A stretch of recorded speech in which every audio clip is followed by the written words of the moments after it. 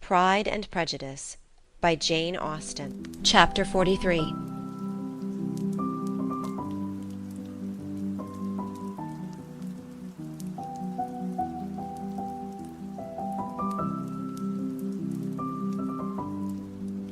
Elizabeth, as they drove along, watched for the first appearance of Pemberley Woods with some perturbation, and when at last they turned in at the lodge, her spirits were in a high flutter. The park was very large, and contained great variety of ground. They entered it in one of its lowest points, and drove for some time through a beautiful wood stretching over a wide extent. Elizabeth's mind was too full for conversation, but she saw and admired every remarkable spot and point of view. They gradually ascended for a half-mile, and then found themselves at the top of a considerable eminence, where the wood ceased, and the eye was instantly caught by Pemberley House, situated on the opposite side of a valley, into which the road with some abruptness wound.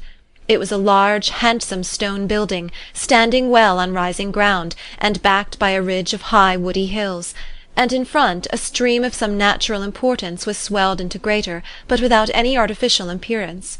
Its banks were neither formal nor falsely adorned. Elizabeth was delighted. She had never seen a place for which nature had done more, or where natural beauty had been so little counteracted by an awkward taste. They were all of them warm in their admiration, and at that moment she felt that to be mistress of Pemberley might be something. They descended the hill, crossed the bridge, and drove to the door, and while examining the nearer aspect of the house, all her apprehension of meeting its owner returned. She dreaded lest the chambermaid had been mistaken. On applying to see the place, they were admitted into the hall, and Elizabeth, as they waited for the housekeeper, had leisure to wonder at her being where she was. The housekeeper came, a respectable-looking elderly woman, much less fine and more civil than she had any notion of finding her. They followed her into the dining-parlour. It was a large, well-proportioned room, handsomely fitted up. The rooms were lofty and handsome, and their furniture suitable to the fortunes of its proprietor. But Elizabeth saw, with admiration of his taste, that it was neither gaudy nor uselessly fine, with less of splendour and more real elegance than the furniture of Rosings. "And of this place," thought she, "I might have been mistress. With these rooms I might now have been familiarly acquainted. Instead of viewing them as a stranger, I might have rejoiced in them as my own, and welcomed to them as visitors my aunt and uncle. But no," recollecting herself, "that could never be. My aunt and uncle would have been lost to me. I should not have been allowed to invite them." This was a lucky recollection. It saved her from something very like regret.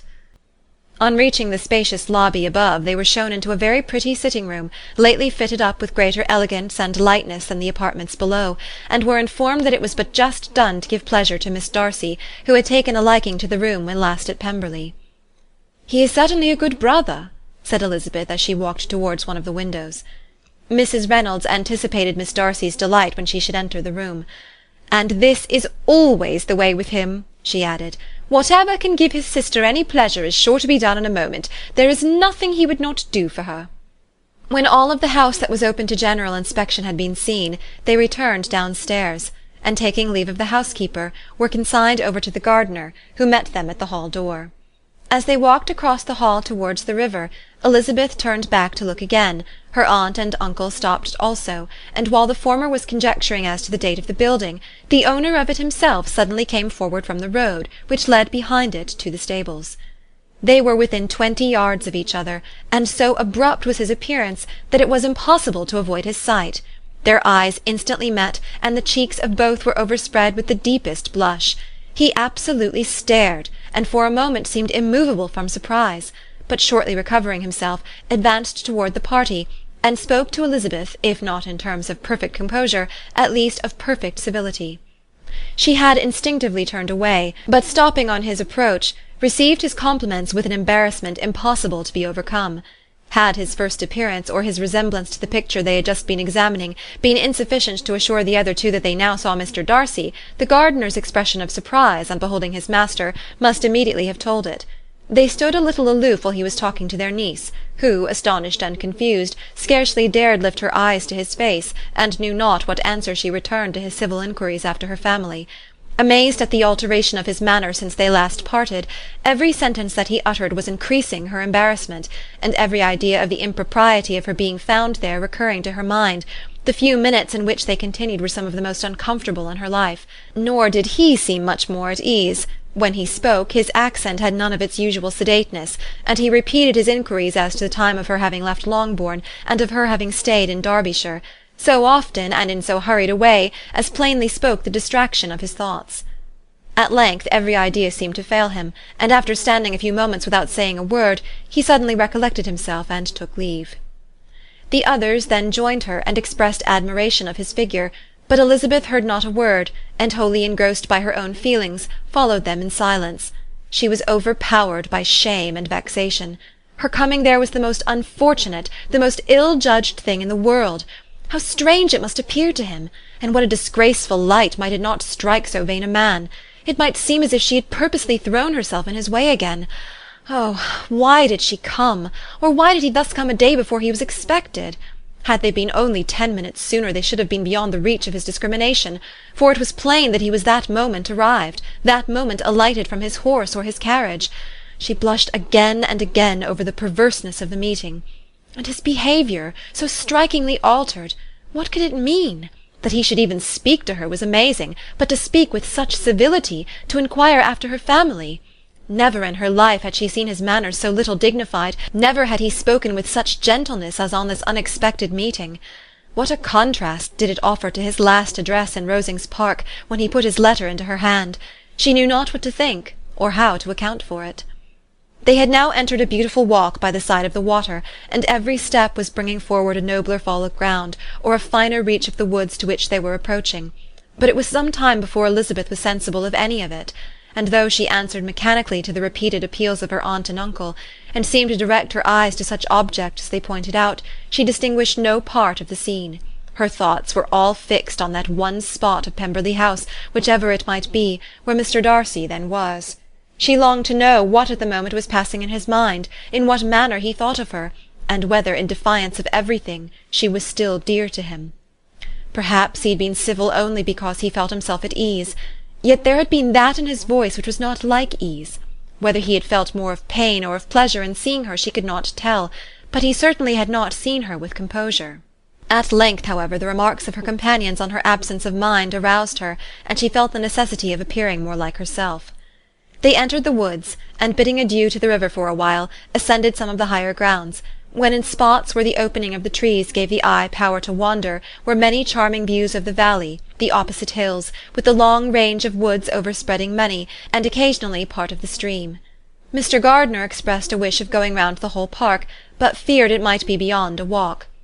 With a triumphant smile they were told that it was 10 miles round. It settled the matter, and they pursued the accustomed circuit, which brought them again after some time in a descent among hanging woods, to the edge of the water, and one of its narrowest parts. They crossed it by a simple bridge, in character with the general air of the scene. It was a spot less adorned than any they had yet visited, and the valley, here contracted into a glen, allowed room only for the stream, and a narrow walk amidst the rough coppice wood which bordered it. Elizabeth longed to explore its windings, but when they had crossed the bridge, and perceived their distance from the house, Mrs. Gardiner, who was not a great walker, could go no further, and thought only of returning to the carriage as quickly as possible. Her niece was therefore obliged to submit, and they took their way towards the house on the opposite side of the river, in the nearest direction. But their progress was slow, for Mr. Gardiner, though seldom able to indulge the taste, was very fond of fishing, and was so much engaged in watching the occasional appearance of some trout in the water, and talking to the man about them, that he advanced but little. Whilst wandering on in this slow manner, they were again surprised, and Elizabeth's astonishment was quite equal to what it had been at first, by the sight of Mr. Darcy approaching them, and at no great distance. The walk being here less sheltered than on the other side, allowed them to see him before they met. Elizabeth, however astonished, was at least more prepared for an interview than before, and resolved to appear and to speak with calmness, if he really intended to meet them. For a few moments, indeed, she felt that he would probably strike into some other path. The idea lasted while a turning in the walk concealed him from their view. The turning past, he was immediately before them. With a glance she saw that he had lost none of his recent civility, and to imitate his politeness, she began, as they met, to admire the beauty of the place, But she had not got beyond the words "delightful" and "charming" when some unlucky recollections obtruded, and she fancied that praise of Pemberley from her might be mischievously construed. Her colour changed, and she said no more. Mrs. Gardiner was standing a little behind, and on her pausing, he asked her if she would do him the honour of introducing him to her friends. This was a stroke of civility for which she was quite unprepared, and could hardly suppress a smile at his being now seeking the acquaintance of some of those very people against whom his pride had revolted in his offer to herself. "What will be his surprise," thought she, "when he knows who they are? He takes them now for people of fashion." The introduction, however, was immediately made, and as she named their relationship to herself, she stole a sly look at him to see how he bore it, and was not without the expectation of his decamping as fast as he could from such disgraceful companions. That he was surprised by the connection was evident. He sustained it, however, with fortitude, and so far from going away, turned his back with them and entered into conversation with Mr. Gardiner. Elizabeth could not but be pleased, could not but triumph. It was consoling that he should know she had some relations for whom there was no need to blush. She listened most attentively to all that passed between them, and gloried in every expression, every sentence of her uncle, which marked his intelligence, his taste, or his good manners. The conversation soon turned upon fishing, and she heard Mr. Darcy invite him with the greatest civility to fish there as often as he chose while he continued in the neighbourhood, offering at the same time to supply him with fishing tackle, and pointing out those parts of the stream where there was most usually sport. Mrs. Gardiner, who was walking arm in arm with Elizabeth, gave her a look expressive of wonder. Elizabeth said nothing, but it gratified her exceedingly. The compliment must be all for herself. Her astonishment, however, was extreme, and continually was she repeating, "Why is he so altered? From what can it proceed? It cannot be for me, it cannot be for my sake that his manners are thus softened. My reproofs at Hunsford could not work such a change as this. It is impossible that he should still love me." After walking some time in this way, the two ladies in front, the two gentlemen behind, on resuming their places, after descending to the brink of the river for the better inspection of some curious water-plant, there chanced to be a little alteration. It originated in Mrs. Gardiner, who, fatigued by the exercise of the morning, found Elizabeth's arm inadequate to her support, and consequently preferred her husband's. Mr. Darcy took her place by her niece, and they walked on together. After a short silence the lady first spoke. She wished him to know that she had been assured of his absence before she came to the place, and accordingly began by observing that his arrival had been very unexpected. "For your housekeeper," she added, "informed us that you would certainly not be here till to-morrow, and indeed, before we left Bakewell, we understood that you were not immediately expected in the country." He acknowledged the truth of it all, and said that business with his steward had occasioned his coming forward a few hours before the rest of the party with whom he had been travelling. "They will join me early to-morrow," he continued, "and among them are some who will claim an acquaintance with you, Mr. Bingley and his sisters." Elizabeth answered only by a slight bow. Her thoughts were instantly driven back to the time when Mr. Bingley's name had been the last mentioned between them, and if she might judge by his complexion, his mind was not very differently engaged. "There is also one other person in the party," he continued after a pause, "who more particularly wishes to be known to you. Will you allow me, or do I ask too much, to introduce my sister to your acquaintance during your stay at Lambton?" The surprise of such an application was great indeed. It was too great for her to know in what manner she acceded to it. She immediately felt that whatever desire Miss Darcy might have of being acquainted with her must be the work of her brother, and without looking farther, it was satisfactory, it was gratifying to know that his resentment had not made him think really ill of her. They now walked on in silence, each of them deep in thought. Elizabeth was not comfortable. That was impossible, but she was flattered and pleased. His wish of introducing his sister to her was a compliment of the highest kind. They soon outstripped the others, and when they had reached the carriage, Mr. and Mrs. Gardiner were half a quarter of a mile behind. He then asked her to walk into the house, but she declared herself not tired, and they stood together on the lawn. At such a time much might have been said, and silence was very awkward. She wanted to talk, but there seemed to be an embargo on every subject. At last she recollected that she had been travelling, and they talked of Matlock and Dovedale with great perseverance.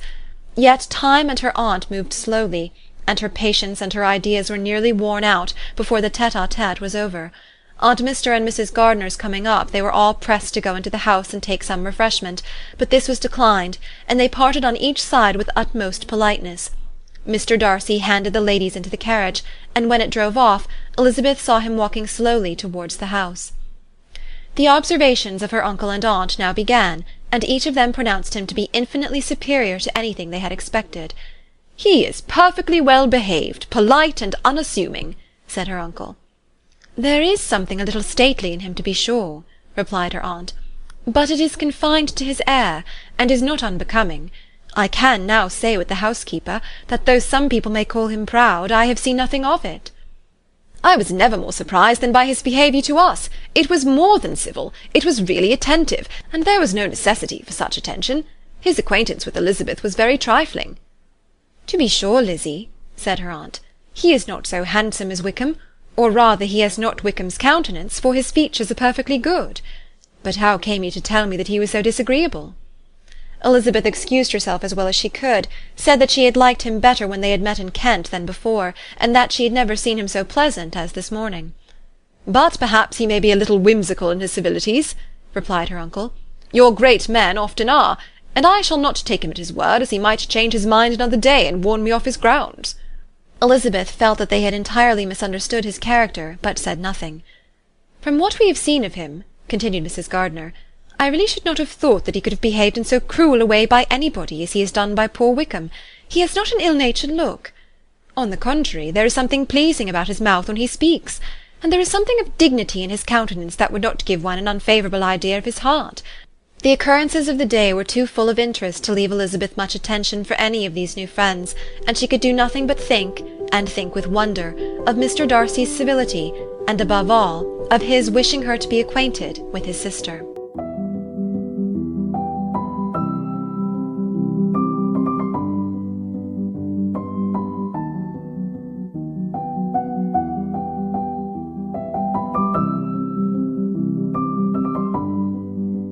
Chapter 44. Elizabeth had settled it that Mr. Darcy would bring his sister to visit her the very day after her reaching Pemberley, and was consequently resolved not to be out of sight of the inn the whole of that morning. But her conclusion was false, for on the very morning after their arrival at Lambton these visitors came. They had been walking about the place with some of their new friends, and were just returning to the inn to dress themselves for dining with the same family, when the sound of a carriage drew them to the window, and they saw a gentleman and a lady in a curricle driving up the street. Elizabeth, immediately recognizing the livery, guessed what it meant, and imparted no small degree of her surprise to her relations by acquainting them with the honour which she expected. Her uncle and aunt were all amazement, and the embarrassment of her manner as she spoke, joined to the circumstance itself, and many of the circumstances of the preceding day, opened to them a new idea on the business. Nothing had ever suggested it before, but they felt that there was no other way of accounting for such attentions from such a quarter than by supposing a partiality for their niece. While these newly born notions were passing in their heads, the perturbation of Elizabeth's feelings was at every moment increasing. She was quite amazed at her own discomposure, but amongst other causes of disquiet, she dreaded lest the partiality of the brother should have said too much in her favour, and more than commonly anxious to please, she naturally suspected that every power of pleasing would fail her. She retreated from the window, fearful of being seen, and as she walked up and down the room, endeavouring to compose herself, saw such looks of inquiring surprise in her uncle and aunt as made everything worse.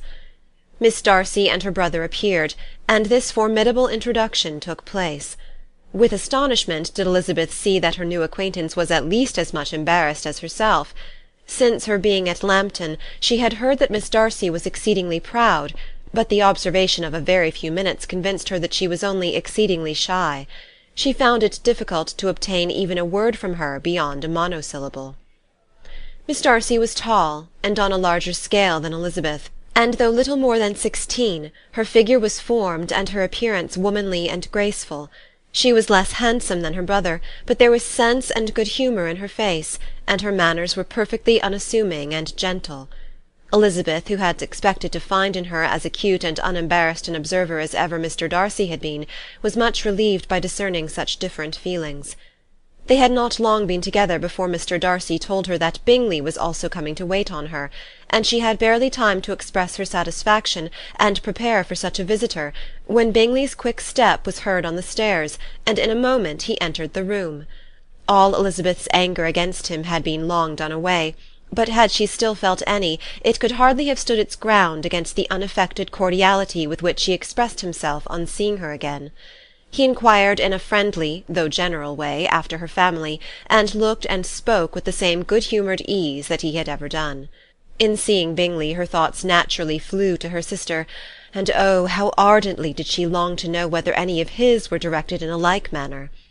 He observed to her at a moment when the others were talking together, and in a tone which had something of real regret, that "it was a very long time since he had had the pleasure of seeing her," and before she could reply he added, "It is above 8 months. We have not met since the 26th of November, when we were all dancing together at Netherfield."